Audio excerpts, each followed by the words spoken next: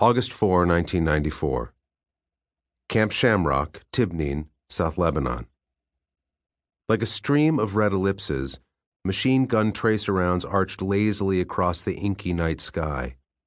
Every few moments, a vivid white flash from an exploding artillery shell revealed for a microsecond the distant ridgeline and the volcano-shaped silhouette of the outpost above Hadatha village, manned by Israeli-allied Lebanese militiamen and under attack by Hezbollah.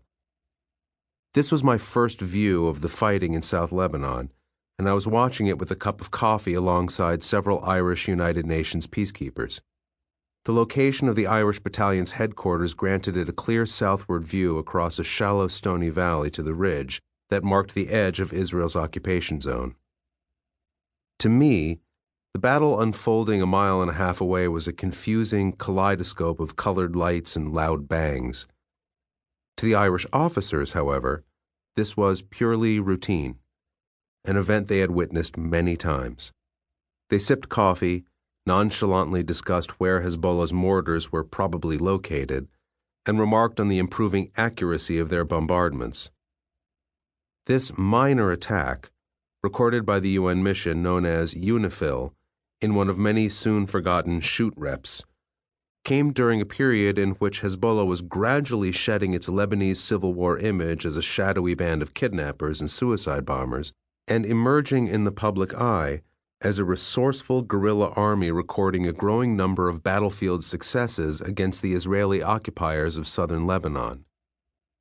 Hezbollah had surfaced 12 years earlier, in the wake of Israel's 1982 invasion of Lebanon.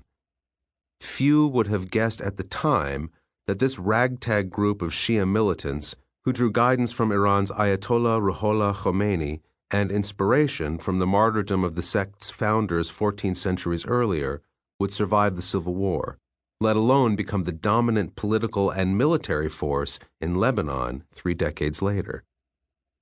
Indeed, it is extraordinary to contemplate that Lebanon, a country half the size of Connecticut with no natural resources, fractious demographics, and an opaque sectarian political system, could give rise to an organization that has grown into the most powerful non-state military group in the world.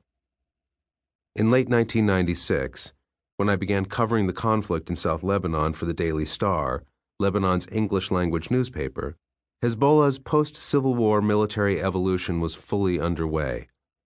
Back then, however, its weapons and tactics were comparatively rudimentary and appropriate for its guerrilla-style methods.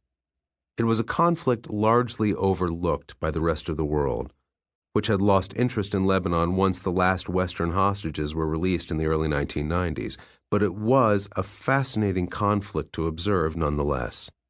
I soon learned to navigate the potholed lanes winding through the steep stony hills of the frontline district, and gradually built up a network of contacts on the ground. I studied military manuals, absorbing data on the weapons systems used by both sides, and scrounged ever more detailed maps of southern Lebanon, marking with a red pen the front line and the locations of outposts manned by Israeli troops and their South Lebanon Army militia allies.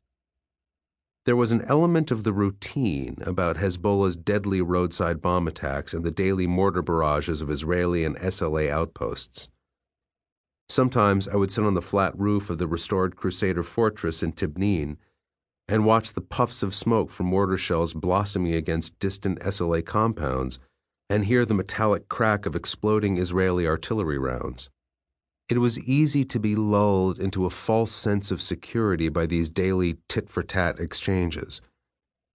But the conflict also had the ability to quickly spiral out of control, and then South Lebanon became a very dangerous place indeed.